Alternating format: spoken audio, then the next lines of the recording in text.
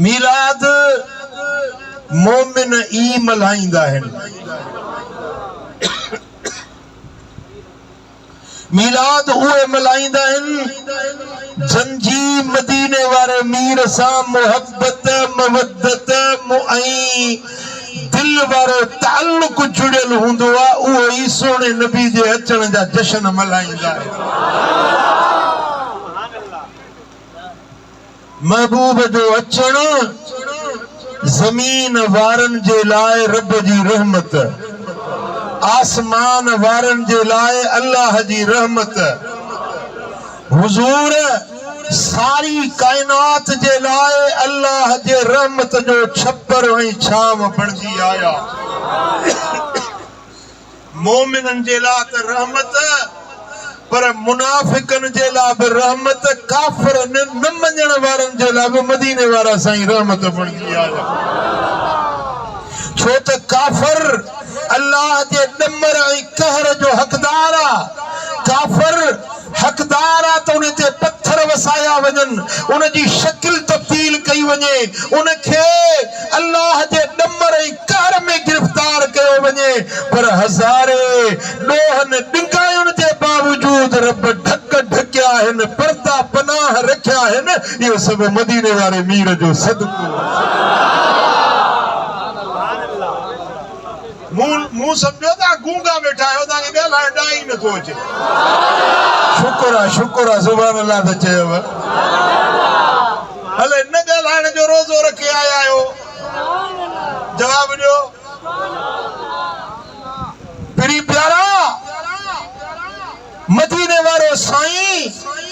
अल्लाह जे रहमत जो पैकर। साईं फरमायो त इन्नमा अना रहमतुन मुहतातुन, मां मोहम्मद करीम तव्हां ॾे रहमत भरी सूखड़ी बणजी आयो आहियां। अल्लाह जे तरफ़ां सूखड़ी। सूखड़ी कहिड़ी? रहमत वारी। तोखे केरु सूखड़ी ॾे अजरक पारा वेही ख़ुशि थींदे? तोखे सूखड़ी में का कपड़नि जो वॻो ॾिए, तोखे खाधो खाराए ख़ुशि थींदे? अल्लाह फरमाए थो धरती वारो, मां रब पंहिंजो हबीब, पंहिंजो महबूब रहमत जो पैकर तव्हांखे सूखड़ीअ तौरु ॾिनो आहे। दुनिया जे सूखड़ियुनि ते ख़ुशियूं मल्हाईंदो ई, पर ख़ुशी त हिन सूखड़ी ते मल्हाए जेका आसमाननि वारे रब मदीने वारे मीर जी सूरत में असांखे ॾिनी आहे। हज़रत मूसा कलीमुल्लाह अल्लाह जो रसूल हुयो, उन ते रब तौरात जो किताब, आसमानी किताब उनखे ॾिनो। कोहे तूर ते वियो न त अल्लाह सां ॻाल्हियूं पियो करे, पोइ तख़्तियुनि ते लिखियल हो। छा ते? तख़्तियुनि ते तौरात शरीफ लिखियल हुयो। वो रब करीम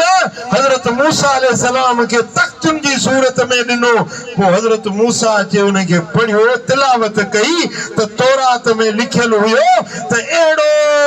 नबी पैदा कंदुसि, अहिड़ी उम्मत पैदा कंदुसि, रुॻे नेकी जो इरादो कंदा त उन्हनि खे नेकी जो सवाब लिखिजी वेंदो। रुॻे इरादो कंदा, इरादो करे त हेल हज ते वेंदुसि, उन्हनि जो हज जो सवाब लिखिजी वेंदो। इरादो करे हेल मदीने वेंदुसि, सवाब लिखिजी वेंदो। वरी जे उहो अमल कंदा त हिकूण जे बदिले 10 जुर ॾींदोसानि। हज हिकिड़ो करे आयो पर सवाब 10 हजनि जो, उमरो हिकिड़ो करे आयो पर सवाब 10 उमरनि जो। खैरात कयई 100 रुपए जी, पर लिखंदो सांसे 1000 रुपया। हज़रत मूसा अलैहिस्सलाम चयो, मालिक वाह जो इन उम्मत ते करम कयो अथई, इहा उम्मत मुंहिंजी बणाए, मूसा जी इहा उम्मत बणा। रब फरमाए त मूसा इहा तुंहिंजी उम्मत न आहे, इहा मुंहिंजे आख़िर ज़मान नबी मुहम्मद मुस्तफ़ा करीम जी उम्मत आहे। हज़रत मूसा अलैहिस्सलाम अर्ज़ कयो, मुंहिंजा मालिक ए काश जे मूंखे बि उन नबीअ जो उम्मती बणाई हा। हाओ जे मां उन महबूब जो उम्मती थिया हा, जंहिंजे उम्मत ते तो हेॾा करम कया आहिनि ओ मिठा मूसा कलीमुल्लाह तमन्ना पियो करे त मां नबी मोहम्मद करीम जो उम्मती बणजा हां त वाह जो मूंखे भलाई मिले हां साईं फरमायो त मूसा के वो एजाज़ न मिलियो जेको तव्हां के आया सूमरे वारा तव्हां के बिना घुरण जे रब मदीने वारे जो उम्मती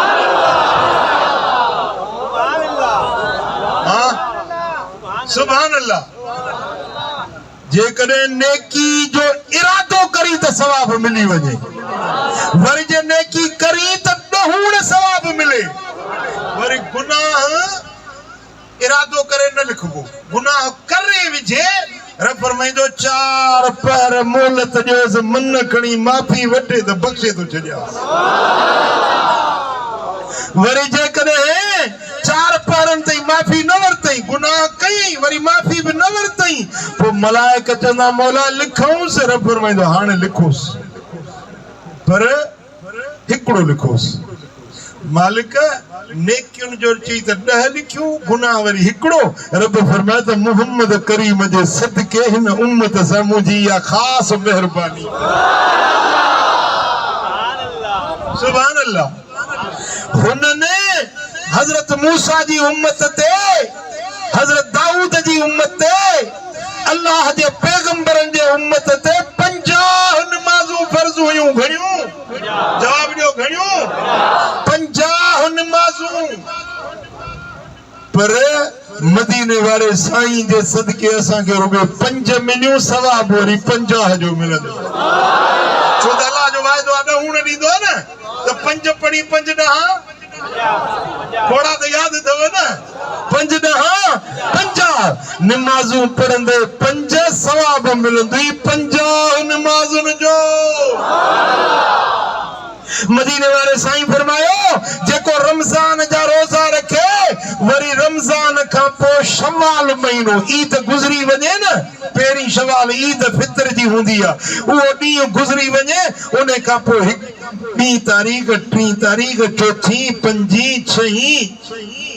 7 ये घणा थी विया 6 रोज़ा जेको शवाल जा 6 रोज़ा रखे 30 रोज़ा रमज़ान जा ऐं शवाल जा 6 रोज़ा रखे इन ॼण के सॼो साल रोज़े में गुज़ारियो वरी जे हर साल में रमज़ान का पोइ शवाल जा 6 रोज़ा रखंदो रहे त ॼण इन सारी ज़िंदगी रोज़न में गुज़ारे छॾी साबर पूछो इहो या रसूल अल्लाह कीअं पाण फरमायो त रमज़ान जा रोज़ा 30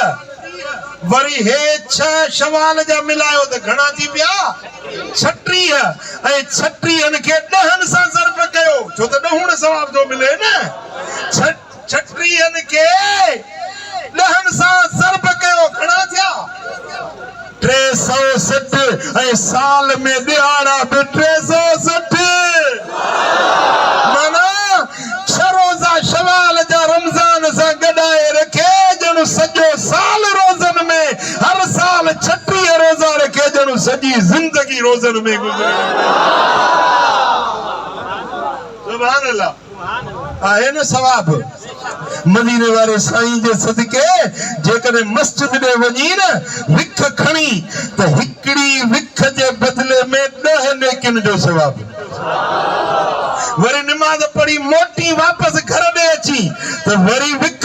जे बदिले में 10 नेकियुनि जो सवाब विख हिकिड़ी सवाब 10 नेकियुनि जो ॾहूण जो खोड़ो पियो थो लॻे सुभान अल्लाह मदीने वारे साईं फरमायो मस्जिद नबवी शरीफ जे वेझो कुछ घर हुया गैर मुस्लिमन जा जेॾीमहिल इस्लाम जो ग़लबो थियो न उहे छॾे विया घर खाली करे विया त बनु सलमा कबीले वारा उन्हनि जा घर वरी उद वारे पासे ॾे मस्जिद नबवी खां 2-3 मील परे हुया उन्हनि चयो या रसूल अल्लाह असां परे खां अचूं था निमाज़ पढ़ण जे लाइ तव्हांजी मस्जिद में निमाज़ हबीब हे घरड़ा हे प्लाट खाली थिया आहिनि इजाजत ॾियो त असां लॾड़ो खणी हिते अचे वेहूं मस्जिद जे पासे में साईं फरमायो हे बनू सलमा कबीले वारो मस्जिद जे पासे में भली वेहो पर जेको तव्हांजा घर परे हिन न 2-3 किलोमीटर अचण बि सवाब मोटण बि सवाब विख विख जे बदले में 10 नेकिन जो अजर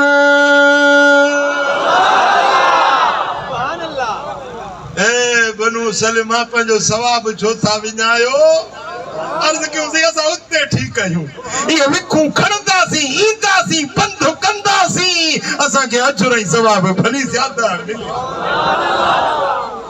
भला अॼु जे हिन महफ़िल में आया आहियो छाजी महफ़िल आहे मीलाद जी चओ क़ुरान थो पढ़जे हदीस थी पढ़जे मदीने वारे जी नात थी पढ़जे अल्लाह जो ज़िक्र थो थिए साईं फरमाइनि था इन नेकी जी मजलिस में जेको पंध करे अचे उन खे विख जे बदले में अल्लाह ताला साल जे इबादत जो सवाब ॾींदो केतिरो सवाब पुट सुभान अल्लाह तव्हां पंहिंजे हिन आए सूमरे खां आया हूंदो न मां मातली खां आयो आहियां मुमकिन आहे को डहरकी खां आयो हुजे को खानगढ़ खां आयो हुजे को खानपुर खां आयो हुजे को घोटकी खां आयो हुजे जेतिरो परे परे खां हिन मीलाद जी महफ़िल में आयो साल साल जी इबादत जो सवाब हर विख विख जे बदले में मिले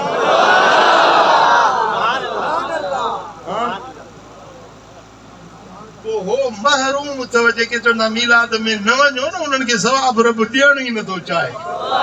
इहो सवाब सुन्नी तुंहिंजे खाते में लिखबो हाणे हिसाब लॻायो न मातरी खां हेसी ताईं घणियूं विखूं थींदियूं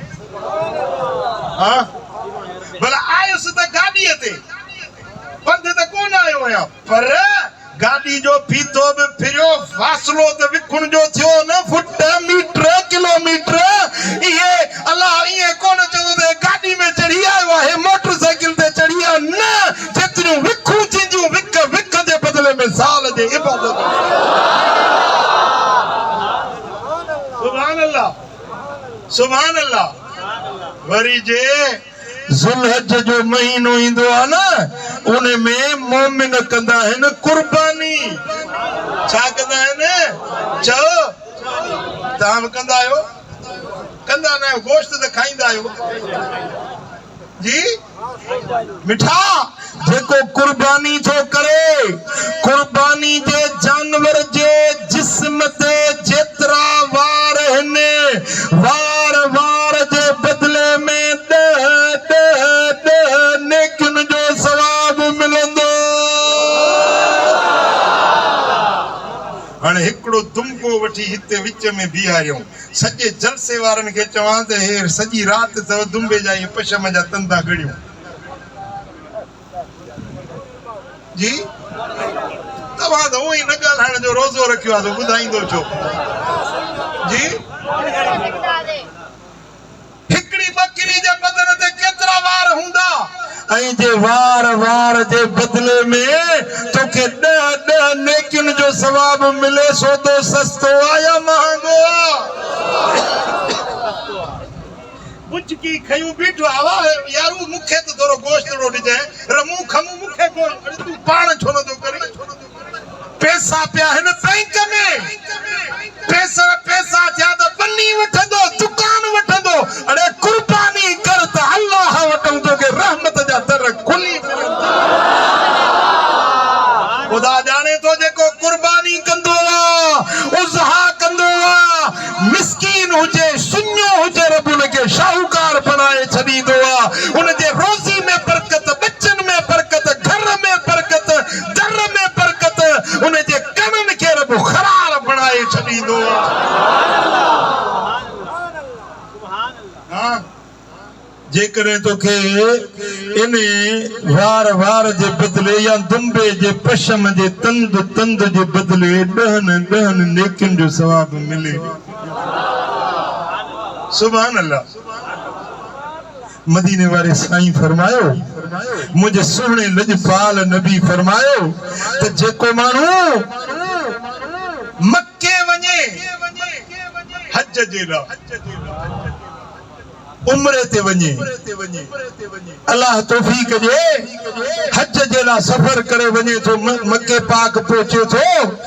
तो मक्के मजा वरी प्यादल पंध वने मिना मुज़दलिफो अरफात वरी अरफात का मोटे मुज़दलिफो वरी मिना वरी मक्के अचे तवाफ करे वरी मोटी वने मिना यो पंथ जो हले साईं फरमाइन सा इने के हिकड़ी हिकड़ी विख विख जे बदले में हरम जू 70,000 नेकियूं मिलंदियूं घणियूं नेकियूं विख विख जे बदले में घणियूं नेकियूं वरी वरी चओ 70,000 उहे नेकियूं आए सुमरे वारियूं न आए सुमरे में तो हिकड़ी नेकी या नहूण बदलो मिले न पर हरम जी नेकी तो लख जे बराबर लख जे हरम में हिकड़ी नमाज पढ़ो न मस्जिदुल हराम में हिकड़ी नमाज पढ़ो तो लख नमाजन जे बराबर हिकड़ो रुपयो खैरात कयो तो लख रुपयन जे खैरात जे बराबर जेकॾहिं तव्हां हरम में हिकड़ो नफल पढ़ो तव्हां डहरकी में घोटकी में मीरपुर माथेले में लख नफल पढ़ो पर हरम जो हिकड़ो नफल इन्हनि लख नफलन का वधीक जुड़ई सवाब सुभान अल्लाह जेकॾहिं तव्हां मस्जिद नबवी शरीफ में हिकड़ी नमाज पढ़ो मस्जिद नबवी मुझे लजपाल नबी जी सोहनी मस्जिद उन मस्जिद पाक में हिकड़ी नमाज पढ़ो तव्हां खे 50,000 नमाजुनि जो सवाब मिलंदो मस्जिद नबवी शरीफ में तव्हां हिकड़ो रोज़ो रखो पंहिंजे वतन पंहिंजे ॻोठ में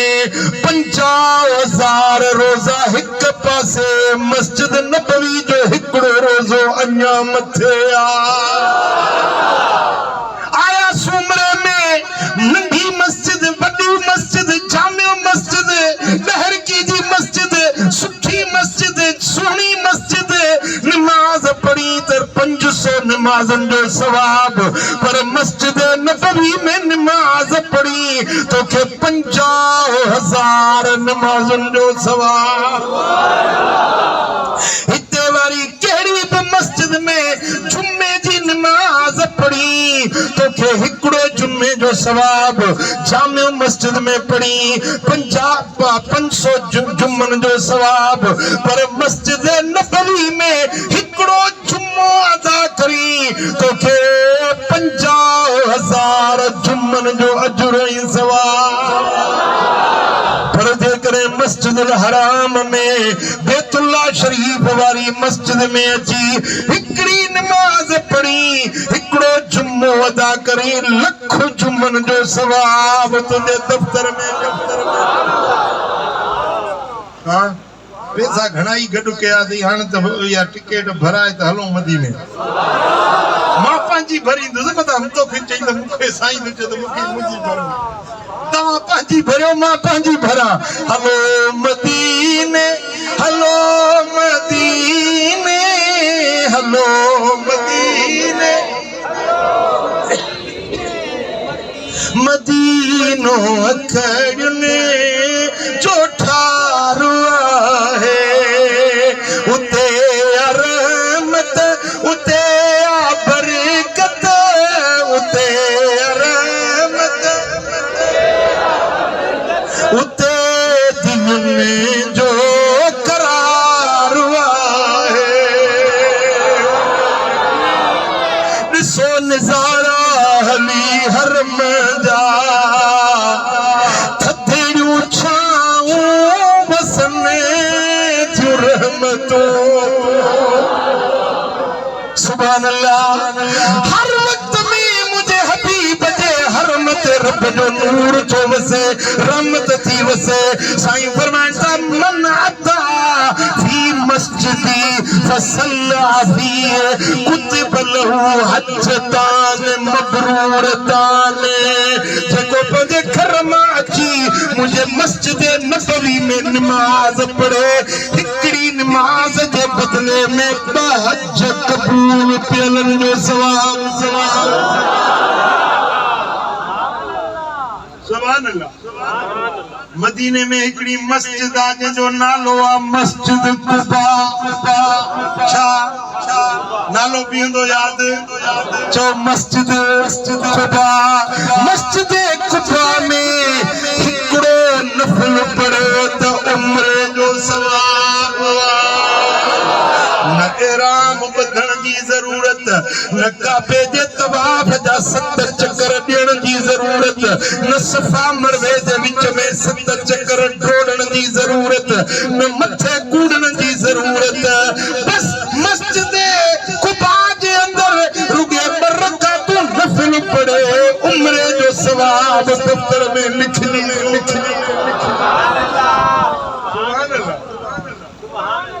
हे मदीने वाले साईं जे सदके जेके मेहरबानियूं थियूं न उहे तो ॿुधायां। चओ सल्लल्लाहु अलैहि या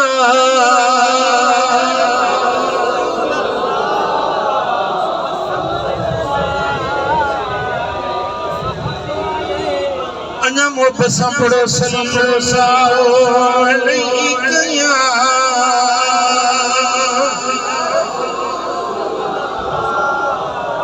हे त मदीने जूं ॻाल्हियूं ॿुधायूं मां,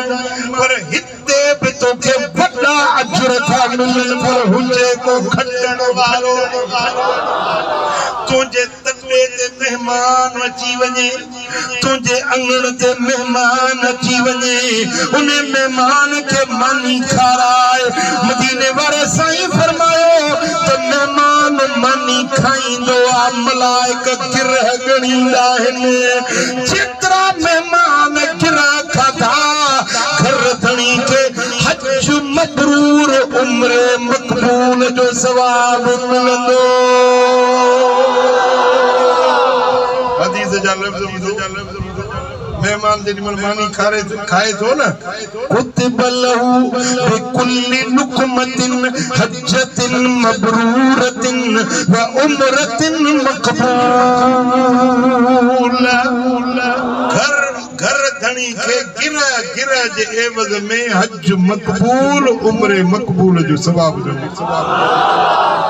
हाँ, मेहमान जे 20 गिरह खाए त 20 हज 20 उम्र। जे हुजे को पेटोड़ो जी जे 50 गिरह खाए त बि कुर्क जाए न, घर धणी मुर्क जाए, कुर्क जाए न। जे 50 गिरह खाधई न तोखे 50 हजन जो 50 उम्रन जो सवाब तुंहिंजे दफ्तर में।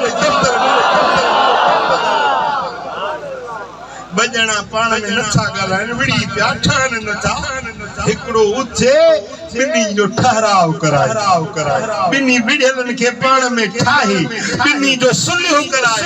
साईं फरमाइनि था जेको ॿिनि विढ़ियलनि जे विच में सुलियो कराए, अल्लाह उनखे 20 हजन जो सवाब।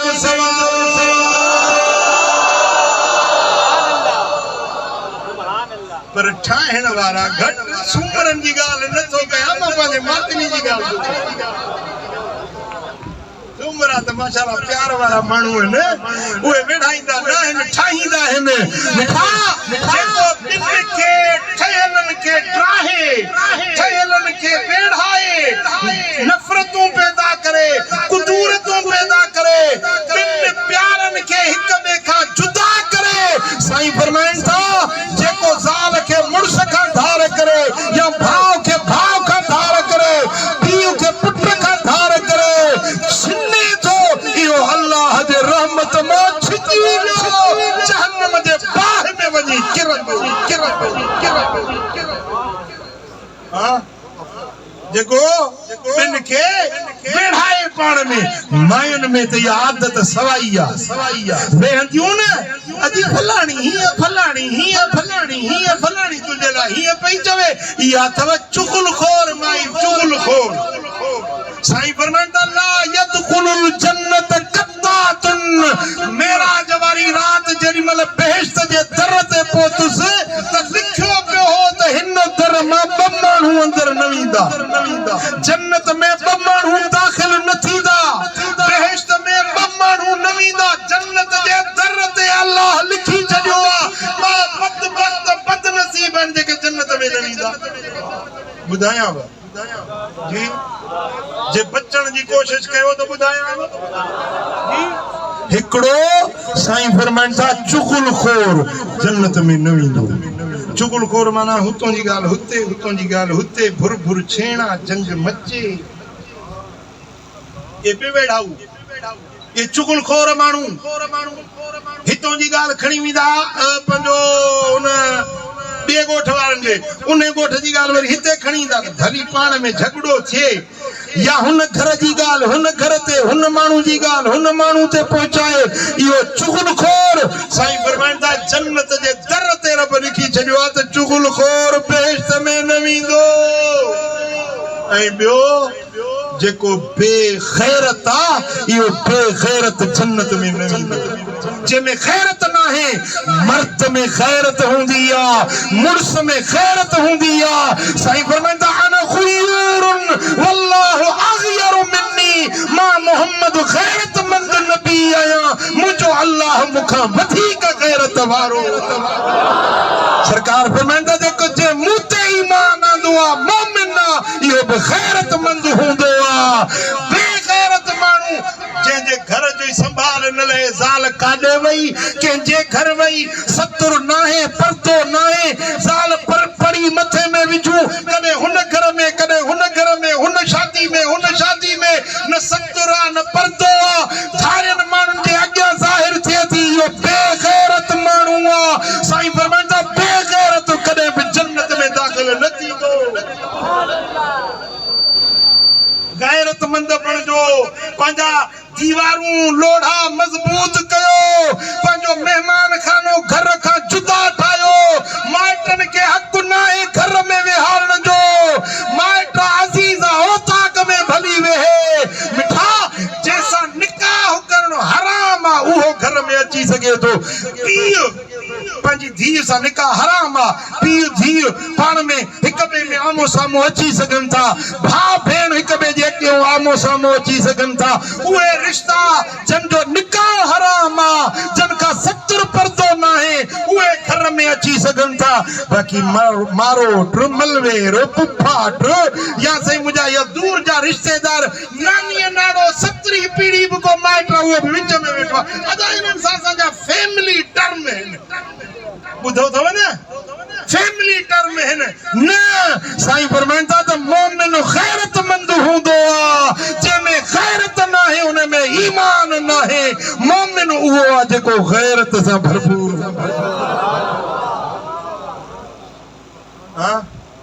न्याणी जवान थिए थो थार वेहारे न छॾ न्याणियूं वेहारण जाइज़ न आहे न्याणियूं खपाइण जाइज़ न आहे पैसनि ते न्याणियूं खपाइण चओ हराम आहे ॻाल्हायो हराम आहे चओ न्याणियूं पैसनि ते खपाइण चओ हिकिड़े घर खे 2 दरवाज़ा हुजनि न हेॾो हराम जो पैसो घर में ईंदो हेॾो ख़ैर ऐं बरकत ॿिए दर तां निकिरी वेंदी इन घर में खैर न रहंदो इन घर में बरकत न रहंदी जंहिं घर में हराम जा पैसा अचनि रिश्वत जा पैसा जुआ जा पैसा ब्याज जा पैसा न्याणी खपाए उन जा पैसा ठगी करे फितनेबाज़ी करे ऐं इहे जेके दौलाब सां पैसा कमाए घर में आणींदो उन घर मां ख़ैर बरकत निकिरी वेंदी ऐं जंहिंजे पेट में हराम पवंदो अन्नार औला बिही मदीने वारे साईं फरमाया त जंहिंजो जिस्म हराम ते पलियो आहे जंहिंजे पेट में अंदर हराम पियल आहे इन जे लाइ जहन्नम जी बाहि तमामु वेझड़ी आहे हेॾो मरंदो होॾो जहन्नम में किरंदो बच्चन के हलाल खारायो, हलाल कमायो, हराम खां पाण खे बचायो। ओ मिठा परावा नंग न निहारियो, बेहयाई जो नज़रूं न कयो, गर्दन झुकाए हलो। अॻियों कंहिंजो नंग न्याणी अचे त कंध झुकाए निमाए हलो, इहो ग़ैरतमंद इंसान।